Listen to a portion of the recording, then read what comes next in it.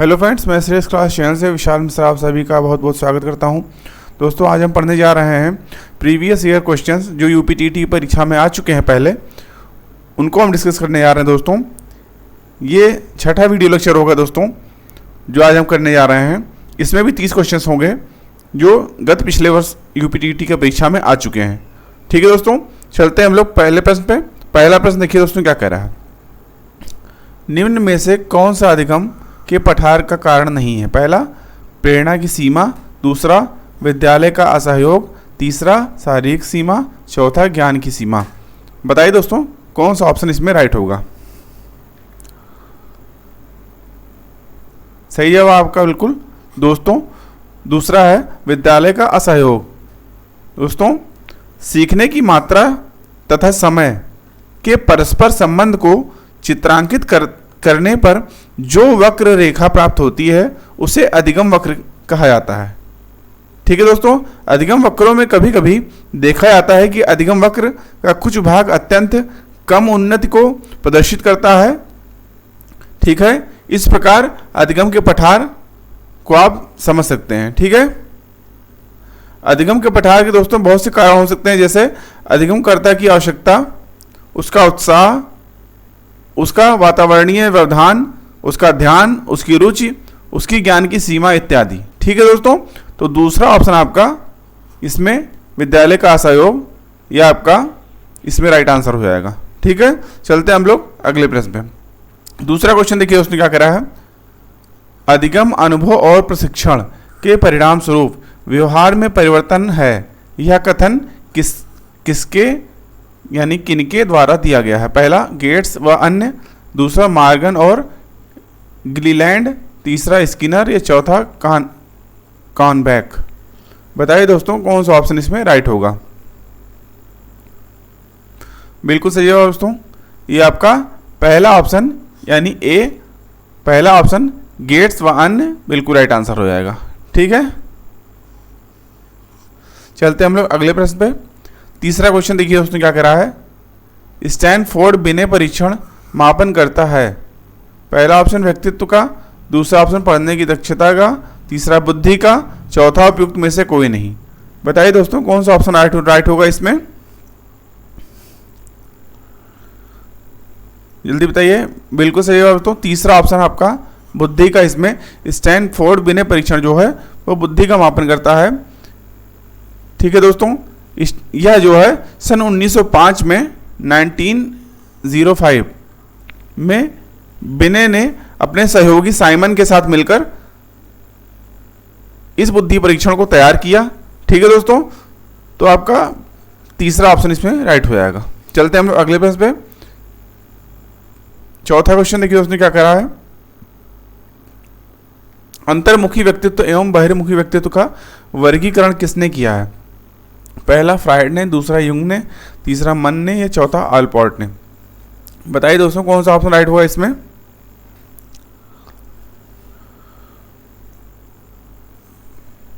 जल्दी बताइए।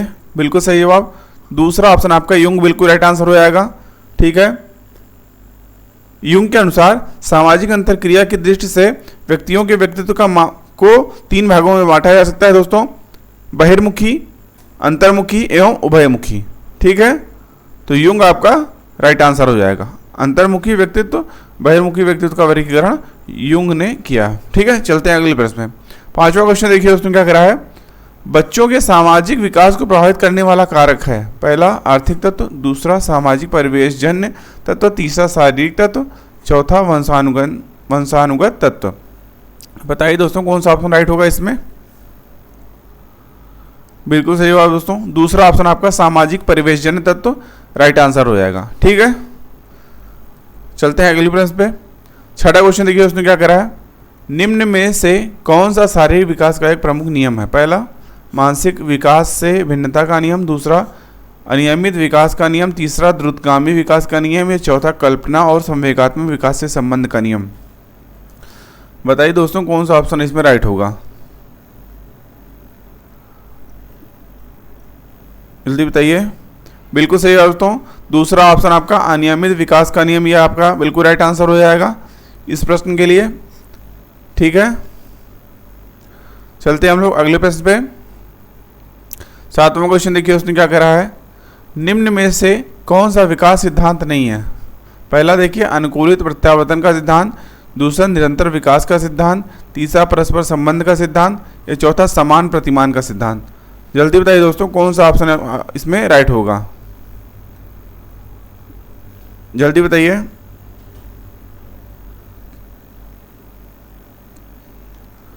बिल्कुल सही है दोस्तों, पहला ऑप्शन आपका अनुकूलित प्रत्यावर्तन का सिद्धांत जो है ये आपका राइट आंसर हो जाएगा। ठीक है, चलते हैं हम लोग अगले प्रश्न पे।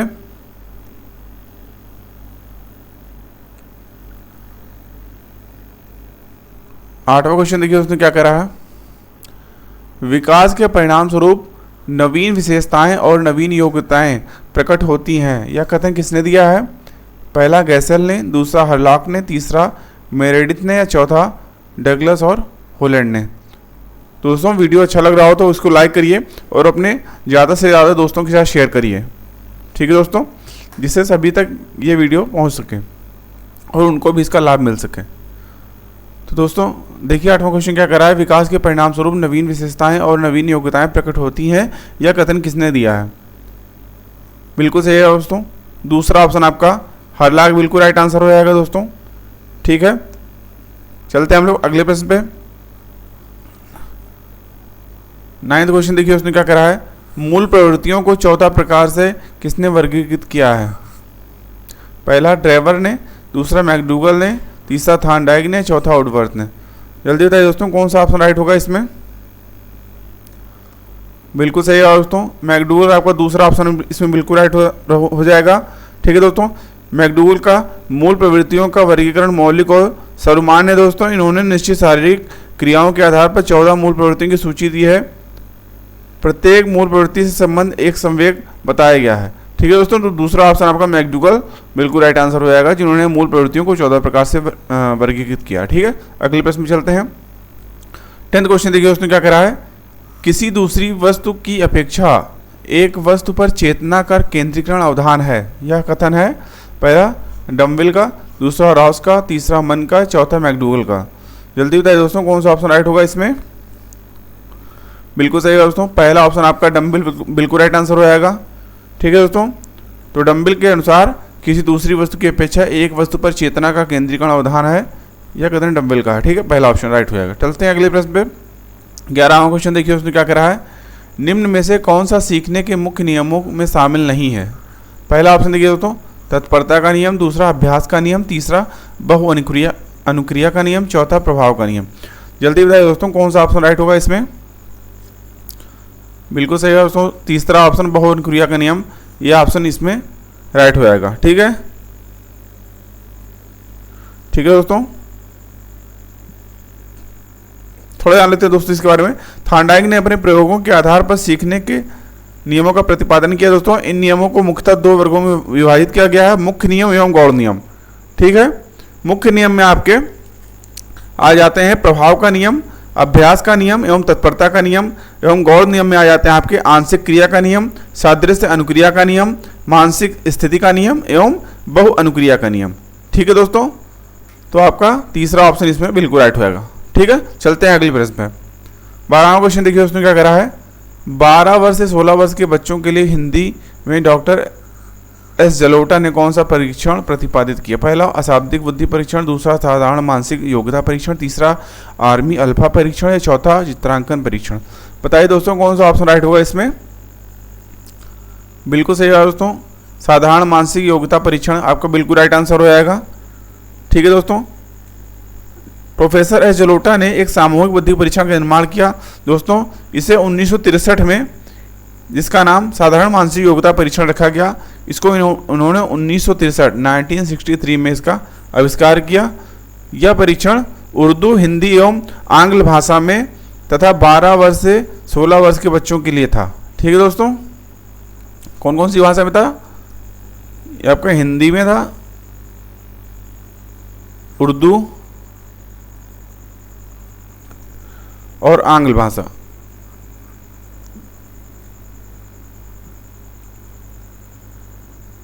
ठीक है, चलते हैं अगले प्रश्न पे। 13वां क्वेश्चन देखिए उसने क्या करा है। बुद्धि के द्विकारक सिद्धांत का प्रतिपादन किसने किया? पहला थॉर्नडाइक, दूसरा स्पीयरमैन, तीसरा वर्नन, चौथा स्टर्न। बताइए दोस्तों कौन सा ऑप्शन राइट होगा इसमें? बिल्कुल सही जवाब दूसरा ऑप्शन आपका स्पीयरमैन बिल्कुल राइट हो जाएगा। बुद्धि के द्विकारक का सिद्धांत स्पीयरमैन ने इसका प्रतिपादन किया। दोस्तों बुद्धि के द्विकारक सिद्धांत का प्रतिपादन स्पीयरमैन ने 1904 में 1904 में इसका प्रतिपादन किया। दोस्तों इनके अनुसार दो कारकों से मिलकर बुद्धि बनी होती है। पहला सामान्य योग्यता यानी जी फैक्टर और दूसरा आपका यस फैक्टर, ठीक है, यानी विशिष्ट योग्यता कारक, ठीक है। तो कौन सा ऑप्शन राइट होएगा आपका? दूसरा ऑप्शन स्पीयरमैन बिल्कुल राइट होएगा। चलते हैं अगले प्रश्न पे। 14वां क्वेश्चन देखिए उसमें क्या करा है। निम्न में से कौन सा युग्म सही नहीं है? पहला सीखने का उद्दीपक अनुक्रिया सिद्धांत थॉर्नडाइक, दूसरा सीखने का क्रिया प्रसूत अनुबंधन सिद्धांत BF स्किनर, तीसरा सीखने का क्लासिकल सिद्धांत पावलोव, चौथा सीखने का समग्र सिद्धांत हल। बताइए दोस्तों कौन सा ऑप्शन राइट होगा इसमें?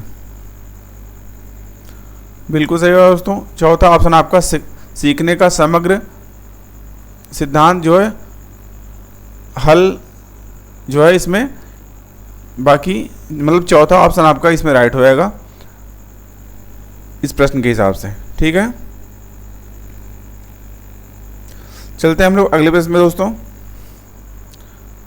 15वां क्वेश्चन देखिए उसने क्या करा है।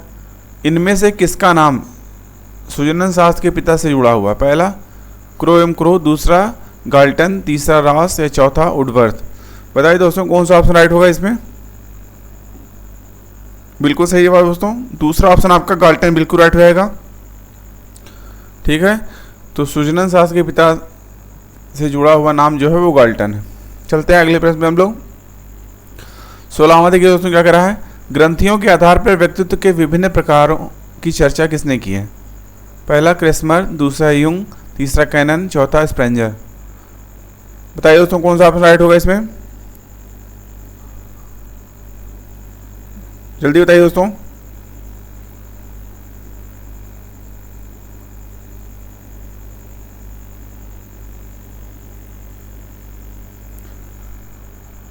जल्दी बताइए दोस्तों।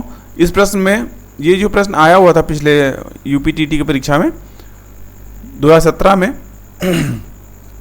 उसमें इन चारों ऑप्शनों में से कोई ऑप्शन इसमें सही नहीं है, ठीक है दोस्तों। क्रेस्मर ने दोस्तों सही संरचना की दृष्टि से व्यक्तित्व को 3 भागों में लंबकाय, सुडौलकाय एवं गोलकाय में, और जुंग ने सामाजिक दृष्टिकोण के आधार पर व्यक्तित्व को 3 भागों में अंतर्मुखी, बहिर्मुखी और उभयमुखी में, एवं स्प्रेंजर ने मूल्यों के आधार पर व्यक्तित्व का 6 भागों सैद्धांतिक, आर्थिक, धार्मिक, राजनीतिक, सामाजिक और कलात्मक में वर्गीकृत किया, ठीक है दोस्तों। तो ये ऑप्शन विवादित था दोस्तों, ठीक है, ये ऑप्शन विवादित था आपका। चलते हैं हम लोग अगले प्रश्न पे। 17वां क्वेश्चन देखिए उसने क्या करा है। सृजनात्मकता मौलिक परिणामों को अभिव्यक्त करने की मानसिक प्रक्रिया है, यह कथन किसने दिया? 17वां क्वेश्चन। पहला ऑप्शन कोल एवं ब्रूस का, दूसरा ड्रेवहल का, तीसरा डीहान का, चौथा क्रो एवं क्रो का। जल्दी बताइए दोस्तों कौन सा ऑप्शन राइट होगा इसमें? बिल्कुल सही है दोस्तों क्रो एवं क्रो का चौथा ऑप्शन आपका बिल्कुल राइट हो जाएगा, ठीक है। चलते हम लोग अगले प्रश्न पे। 18वां क्वेश्चन देखिए दोस्तों क्या करा है। विद्रोह की भावना की प्रवृत्ति निम्न में से किस अवस्था से संबंधित है? पहला बाल्यावस्था, दूसरा शैशवावस्था, तीसरा पूर्व किशोरावस्था, चौथा मध्य किशोरावस्था। जल्दी बताइए दोस्तों कौन सा ऑप्शन राइट होगा इसमें? तीसरा ऑप्शन बिल्कुल सही जवाब पूर्व किशोरावस्था, जो 12 से 14 वर्ष तक के बीच मानी आती है, ठीक है, बिल्कुल राइट आंसर हो जाएगा, ठीक है। चलते हैं हम लोग अगले प्रश्न पे। 19वां क्वेश्चन देखिए उसने क्या करा है। सीखने की वह अवधि जब सीखने की प्रक्रिया में कोई उन्नति नहीं होती है कहलाती है? पहला ऑप्शन सीखने का वक्र, दूसरा सीखने का पठार, तीसरा स्मृति, चौथा अवधान। बताइए दोस्तों कौन सा ऑप्शन राइट होगा इसमें?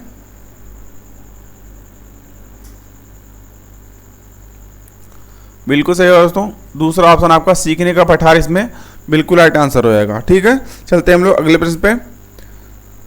20वां क्वेश्चन देखिए उसने क्या करा है, बुद्धि लब्धि निकालने का सूत्र कौन सा है।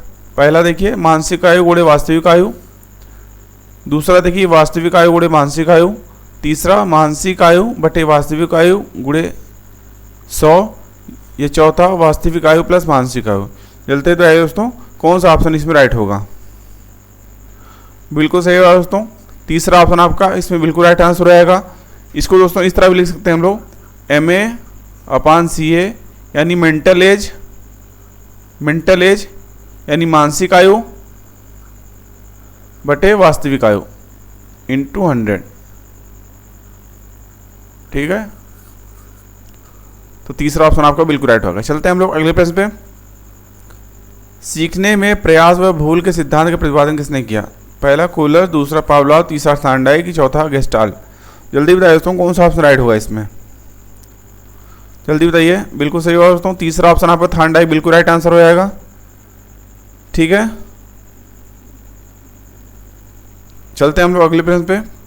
22वां क्वेश्चन देखिए उसने क्या करा है, सामान्य संयुक्त कोशिका में गुणसूत्रों के जोड़े होते हैं। पहला देखिए 22, दूसरा 23, तीसरा 24 या उपयुक्त में से कोई नहीं। जल्दी बताइए दोस्तों कौन सा ऑप्शन राइट होगा इसमें, जल्दी बताइए। बिल्कुल सही होगा दोस्तों, तीसरा ऑप्शन आपका 23 बिल्कुल राइट आंसर हो जाएगा। सॉरी, दूसरा ऑप्शन 23 बिल्कुल राइट आंसर हो जाएगा आपका।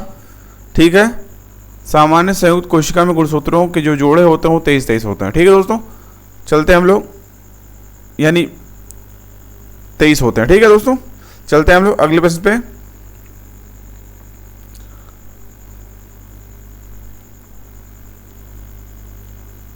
कोहलर निम्न में से किससे संबंधित है। ठीक है, पहला ऑप्शन देखिए दोस्तों, अभिप्रेरणा का सिद्धांत, दूसरा विकास का सिद्धांत, तीसरा व्यक्तित्व का सिद्धांत, चौथा अधिगम का सिद्धांत। बताइए दोस्तों कौन सा ऑप्शन राइट होगा इसमें। बिल्कुल सही होगा दोस्तों, चौथा ऑप्शन आपका अधिगम का सिद्धांत बिल्कुल राइट आंसर हो जाएगा। कोहलर जो है अधिगम का सिद्धांत से संबंधित है। ठीक है, चलते हैं अगले पेज पे हम लोग। 24वां क्वेश्चन देखिए उसने क्या करा है। दोस्तों वीडियो अच्छा लग रहा हो तो इसको लाइक करिए एवं अपने ज़्यादा से ज़्यादा दोस्तों के साथ शेयर करिए, जिससे ये वीडियो ज़्यादा से ज़्यादा दोस्तों तक आपके पहुंच सके और उनको भी इसका लाभ मिल सके। ठीक है, ठीक है दोस्तों, देखिए दोस्तों 24वां क्वेश्चन क्या कह रहा है, क्रिया प्रसूत अनुबंधन सिद्धांत का प्रतिपादन किया। पहला ऑप्शन हल ने, दूसरा थॉर्नडाइक ने, तीसरा होगार्टी ने, चौथा स्किनर ने। बताइए दोस्तों कौन सा ऑप्शन राइट होगा इसमें। बिल्कुल सही होगा दोस्तों, चौथा ऑप्शन आपका स्किनर ने बिल्कुल राइट आंसर हो जाएगा। ठीक है, क्रिया प्रसूत अनुबंधन सिद्धांत के प्रवर्तक दोस्तों मनोवैज्ञानिक B.F. स्किनर थे। इनका प्रयोग जो है वो चूहे एवं कबूतर पे था। किस पे दोस्तों, चूहे एवं कबूतर पे। ठीक है, चलते हैं अगले प्रश्न पे हम लोग। 25वां क्वेश्चन देखिए उसने क्या करा है, बुद्धि के तरल क्रिस्टलीय प्रतिमान के प्रतिपादक कौन थे। ठीक है, पहला कैटल, दूसरा थॉर्नडाइक, तीसरा वर्नन, चौथा स्किनर। बताइए दोस्तों कौन सा ऑप्शन राइट होगा इसमें। बिल्कुल सही होगा दोस्तों, पहला ऑप्शन आपका कैटल बिल्कुल राइट आंसर हो जाएगा। बुद्धि के तरल क्रिस्टलीय प्रतिमान के प्रतिपादन R.B. कैटल, पूरा नाम दोस्तों उनका R.B. कैटल। ठीक है, कैटल के अनुसार दोस्तों बुद्धि के दो महत्वपूर्ण तत्व क्रमशः तरल बुद्धि एवं ठोस बुद्धि है। ठीक है, तरल बुद्धि को तर्क के आधार पर नवीन समस्याओं को हल करने की योग्यता के रूप में जाना जाता है तथा ठोस बुद्धि को शिक्षा, प्रशिक्षण व अनुभव पर आधारित योग्यता के रूप में इसको जाना जाता है। ठीक है दोस्तों, तो पहला ऑप्शन आपका कैटल बिल्कुल राइट आंसर है। बुद्धि के तरल क्रिस्टलीय प्रतिमान के प्रतिपादक कैटल। ठीक है, R.B. कैटल। चलते हैं अगले प्रश्न में हम लोग। 26वां क्वेश्चन देखिए उसमें क्या कह रहा है, शिक्षण हेतु मानसिक उद्दोलन प्रतिमान का प्रयोग निम्न में से किसी के सुधार हेतु किया जाता है। पहला समझ, दूसरा अनुप्रयोग, तीसरा सृजनात्मकता, चौथा समस्या समाधान। बताइए दोस्तों कौन सा ऑप्शन राइट होगा इसमें। बिल्कुल सही होगा दोस्तों, सृजनात्मकता, तीसरा ऑप्शन बिल्कुल राइट आंसर हो जाएगा। ठीक है दोस्तों, चलते हैं हम लोग अगले प्रश्न पे। 27वां क्वेश्चन देखिए उसने क्या करा है, गोलमैन निम्न में से किससे संबंधित है। पहला सामाजिक बुद्धि, दूसरा आध्यात्मिक बुद्धि, तीसरा संवेगात्मक बुद्धि, चौथा सामान्य बुद्धि। जल्दी बताइए दोस्तों कौन सा ऑप्शन राइट होगा इसमें, जल्दी बताइए। बिल्कुल सही होगा दोस्तों, तीसरा ऑप्शन संवेगात्मक बुद्धि बिल्कुल राइट आंसर हो जाएगा। ठीक है, संवेगात्मक बुद्धि के बारे में थोड़ा जान लेते हैं दोस्तों। इसको इंग्लिश में इमोशनल इंटेलिजेंस कहते हैं, जिसमें स्वयं की एवं दूसरों की भावनाओं अथवा संवेगों को समझने एवं व्यक्त करने और उन पर नियंत्रण करने की योग्यता ही जो है संवेगात्मक बुद्धि कहलाती है। ठीक है दोस्तों, चलते हैं अगले प्रश्न में हम लोग। 28वां क्वेश्चन देखिए उसमें क्या कह रहा है, निम्न में कौन से शेष से भिन्न है? पहला अधिगम के लिए अधिगम का सिद्धांत, दूसरा समान अवयवों का सिद्धांत, तीसरा ड्राइव रिडक्शन का सिद्धांत, चौथा सामान्यीकरण का सिद्धांत। बताइए दोस्तों कौन सा ऑप्शन राइट होगा इसमें? बिल्कुल सही होगा दोस्तों, तीसरा ऑप्शन आपका ड्राइव रिडक्शन का सिद्धांत बिल्कुल राइट आंसर हो जाएगा। ठीक है दोस्तों, चलते हैं अगले प्रश्न में हम लोग। 29वां क्वेश्चन देखिए उसमें क्या कह रहा है, संज्ञानात्मक संप्राप्ति का न्यूनतम स्तर है? पहला ज्ञान, दूसरा बोध, तीसरा अनुप्रयोग, चौथा विश्लेषण। बताइए दोस्तों कौन सा ऑप्शन राइट होगा इसमें? बिल्कुल सही होगा दोस्तों, पहला ऑप्शन आपका ज्ञान बिल्कुल राइट आंसर हो जाएगा दोस्तों। संज्ञानात्मक संप्राप्ति ज्ञान और बौद्धिक कौशल को शामिल करता है दोस्तों। संज्ञानात्मक संप्राप्ति क्रमशः 6 चरणों में होती है, 6 स्टेजेस में होती है दोस्तों। किसमें दोस्तों? मूल्यांकन,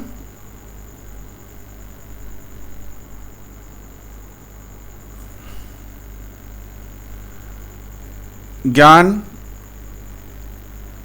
समझ, अनुप्रयोग,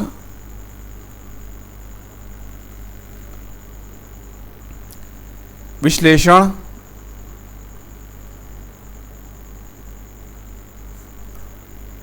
संश्लेषण आदि। ठीक है दोस्तों, तो कौन सा ऑप्शन राइट होगा इसमें? ये दोस्तों मूल्यांकन जो है आपका सबसे लास्ट में आएगा। पहला आपका आ जाएगा दोस्तों ज्ञान, दूसरा समझ, तीसरा अनुप्रयोग, चौथा विश्लेषण और पांचवा आपका संश्लेषण और छठा लास्ट में आपका मूल्यांकन आ जाएगा। ठीक है दोस्तों, चलते हैं हम अगले प्रश्न पे। और ये दोस्तों आज का लास्ट क्वेश्चन है, 30वां क्वेश्चन देखिए दोस्तों क्या कह रहा है, एक बालक जो साइकिल चलाना जानता है मोटर बाइक चलाना सीख रहा है, यह उदाहरण है किसका? पहला क्षैतिज अधिगम अंतरण का, दूसरा ऊर्ध्व अंतरण का, तीसरा द्विपार्श्विक अधिगम अंतरण का, चौथा इनमें से कोई नहीं। बताइए दोस्तों कौन सा ऑप्शन राइट होगा इसमें? बिल्कुल सही होगा दोस्तों, दूसरा ऑप्शन आपका बिल्कुल राइट हो जाएगा। ठीक है दोस्तों, इसके बाद थोड़ा जान लेते हैं दोस्तों। जब किसी परिस्थिति में अर्जित ज्ञान, अनुभव एवं प्रशिक्षण, ठीक है, का उपयोग प्राणी के द्वारा किसी अन्य दूसरे प्रकार की अथवा उससे उच्च स्तर की परिस्थितियों के लिए किया जाए तो इसे सीखने का ऊर्ध्व अंतरण कहलाता है। ठीक है दोस्तों, तो दूसरा ऑप्शन इसमें बिल्कुल राइट हो जाएगा। ठीक है दोस्तों, आज के लिए दोस्तों इतना ही। आप कमेंट करके जरूर बताइएगा कि आपको इंपॉर्टेंट क्वेश्चन की ये सीरीज कैसी लगी।